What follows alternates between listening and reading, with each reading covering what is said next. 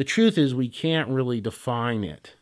And the reality is we can't really define ourselves either, because we're identical in substance to this HURAY, to this God, which is pure positive.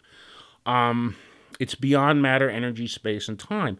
So that's the incredible good news, that we're soul. We're this entity, this spark of God, this drop from the ocean of love and mercy, which has no karma, other than, we do create karma in the lower worlds, which is simply cause and effect. This karma is energy. But as soul, none of this really has anything to do with us as soul. But it does tend to bind us into the lower worlds. Now, the idea of trying to be good, of trying to be loving, of trying to be kind, and trying to work out all of this karma, all of this cause and effect, it sounds like a good idea until you begin to recognize the seriousness of the problem. Most of us have had millions and millions of past lives, if not more. And we've done a lot of things. We've been a lot of people. There's a tremendous chain of cause and effect. A lot of this has been worked out from our various lifetimes. But there's a tremendous amount of energy involved in this. There's a tremendous amount of records on the causal plane and the soul records and all the lower worlds. And there's a tremendous amount of interaction between various beings. It's a complete mess if you look at it from the lower world perspective. And, sometimes you can make it from the astral to the causal, or from the physical to the astral, and then you go back down again. And when people reach the astral, the mid-astral, or the high astral, a lot of times they're just convinced they're in heaven. They may spend hundreds or even thousands of years in these heaven-like places, but they're a mixture of matter, and they're a mixture of matter and spirit. And, of course, there's more spirit on the astral plane than there is on the physical. So it gives the impression, more light, more sound, more beauty, more spirit, that you're in a form of heaven, but in reality you're not. You're in certainly a higher place vibrationally, but the astral is only the second plane, and we're dealing with planes far, far above that, which are soul's true home. Soul really, its true home is the ocean of love and mercy on the 12th plane, and when we reach the 10th plane, the Anami Lok, we have reached that point where we begin to experience God consciousness. We actually see the face of God. Now, we're living in what we call the lower worlds of time and space, of opposites. And so we have mountains and valleys, we have love and hate, pain and pleasure, etc. And ruling over these lower planes, from the etheric plane on down to the physical, is the Kalnaranjan, who's the king of the negative power. His job is to hold soul in the lower worlds of time and space, and soul's job is to escape. Now, this escaping it's not as easy as it sounds. One of the things that the negative power, does is he will create all kinds of obstacles to soul making it back. But some of the greatest obstacles that the negative power creates are self-beliefs, limitations, and it uses the creative imagination of the individual through the mind, through the lower bodies, to create all kinds of beliefs which are self-limiting, which prevent us from leaving the body, prevent us from things such as guilt, fear, pain. The 5 passions of the mind, anger, lust, greed, attachment, and vanity, are powerful tools that the cow uses. For example, vanity has many, many different forms. And vanity can range from the total egotist to someone who's a do-gooder who thinks that they're somehow, they feel that they're better. There's a famous story about that, about a monk who was cleaning the bathrooms in the monastery, and he'd been doing it for years, and none of the other monks ever cleaned the bathroom. That was his job, and he did a very good job and made sure it was very clean, and he did this constantly throughout the day to make sure the bathrooms were clean. And one day, the abbot of the monastery came to talk to him and told him, "Well, you know, I think you have a problem, my son." And he said, "Well, what's that?" And the abbot said, "Well, I think you have a problem with vanity." And the monk immediately jumped back and said, "Well, I'm the only one that cleans the bathrooms. You know, nobody else cleans the bathrooms. How could I have a problem with vanity?" And the abbot responded, "Well, that's the problem. You take great pride in cleaning the bathrooms." It's a silly story, but it illustrates a point how insipid these various passions are. And also, we get these delusions. The negative power uses imagination or guides us into these imaginative experiences, these various experiences which give us tremendous pleasure. And we're dealing with Maya here, or illusion. In the lower worlds, we have a tremendous amount of illusion because soul is creating its own reality, and then the lower bodies are creating this reality. And so we have to be really careful about beliefs and imagination. It's a two-edged sword. It can make you great, spiritually great, or it can destroy you. Well, not really destroy you. Soul can never be destroyed, pierced, broken, hurt in any way, but it can pull us down to the level of an animal. It can keep us stuck in the lower worlds for long periods of time. So it's interesting. Now, beliefs and imagination, how it affects your spiritual life. Now we're getting into becoming aware, the various levels of becoming aware of reality. And the best way to do this is through out-of-body tools of travel. In fact, it's really the only way. But there is an intermediary step, which is the reading of various books. It's like the mind has been given so much negative misinformation about reality that one of the first things a lot of times the God seeker needs to do is find the true master. And the true master will have works, whether it's audio, video, books, talks that are given.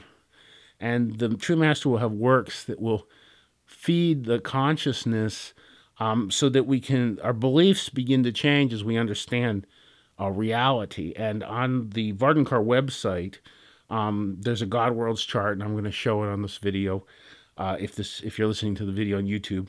And this is sort of a roadmap, and it kind of, when I saw this chart, it opened my eyes to see where I really was, and it was a big aha experience.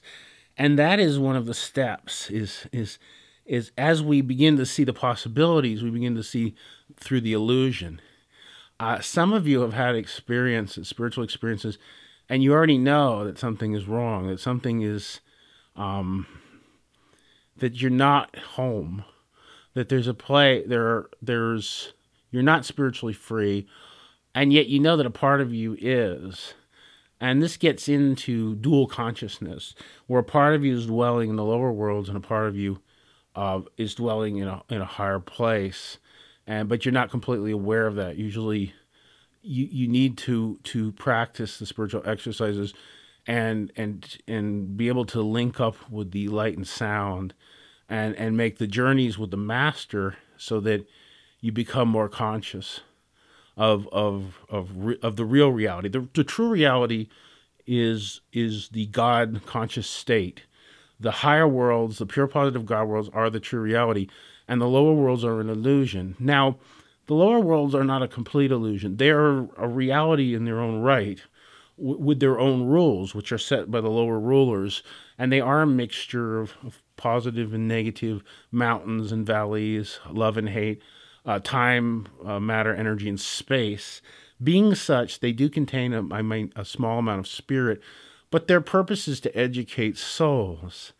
And so they're real in a sense, but compared to the higher worlds, they pale in comparison. Even the most beautiful places in the physical and the astral and the mental are nothing compared to the higher worlds, which are filled with light and sound and more love, wisdom, power, and freedom than anyone could imagine. You have to experience these things.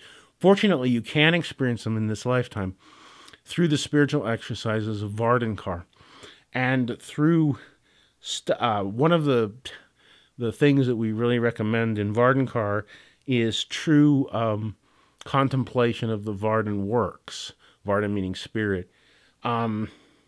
This is very important because you're putting your attention. Imagination is really controlled by attention. Putting your attention on something, it's sort of like rivets soul to that particular experience or that particular viewpoint or state of consciousness.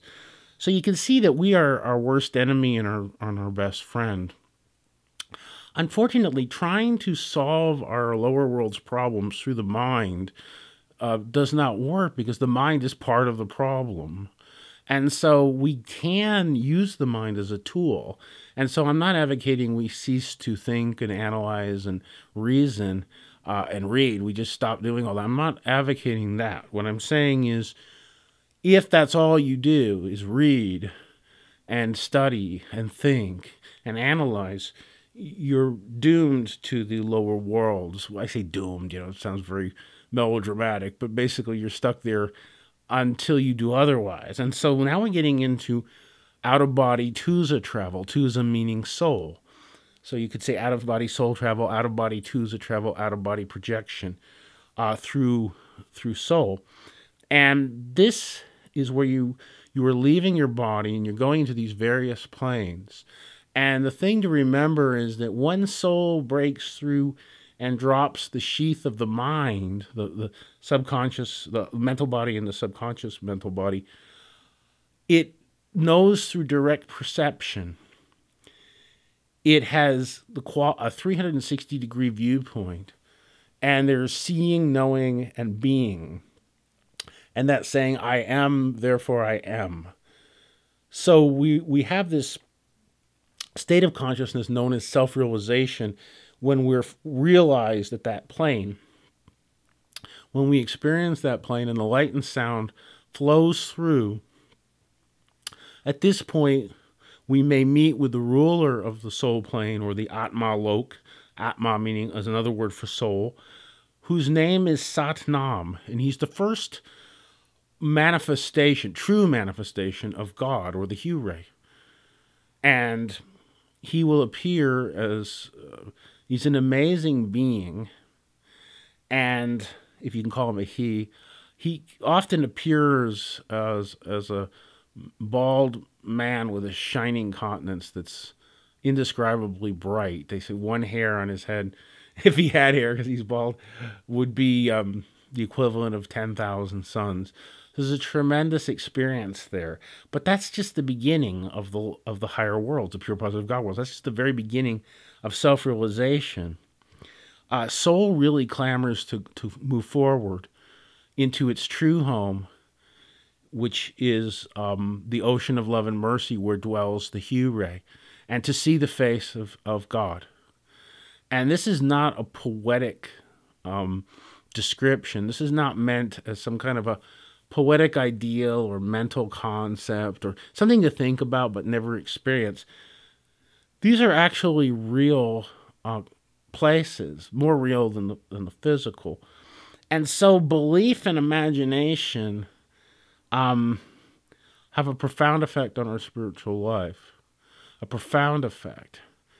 And those that are not ready to leave their body and engage in Tusa travel into these various planes, generally it's part of it is an attachment to dogma, to beliefs, to opinions, to ideas, ideals, and people are entitled to this. I mean, obviously, soul is given freedom to choose. What's really interesting about the whole thing is that the lower bodies are mechanical in nature. And so remember I talked about soul is out-created by the mind. And so sometimes what will happen is the mind will become so in charge of a person's existence that it will take over. And soul at some point will just watch. It sounds strange, but soul reaches a point where I don't say give up, but it's like the mind is running on automatic at a certain point. This happens to some people, and soul will just step back and watch. And a lot of times the masters, the VARDAN masters, will step back and watch and just let things happen, because there is obviously plenty of time. We're in eternity. However, there are those souls who clamor to return. They may not be aware of what exactly it is that they want or desire, but there's a feeling that something is wrong, that they are not home, and there's a tremendous desire to return to it.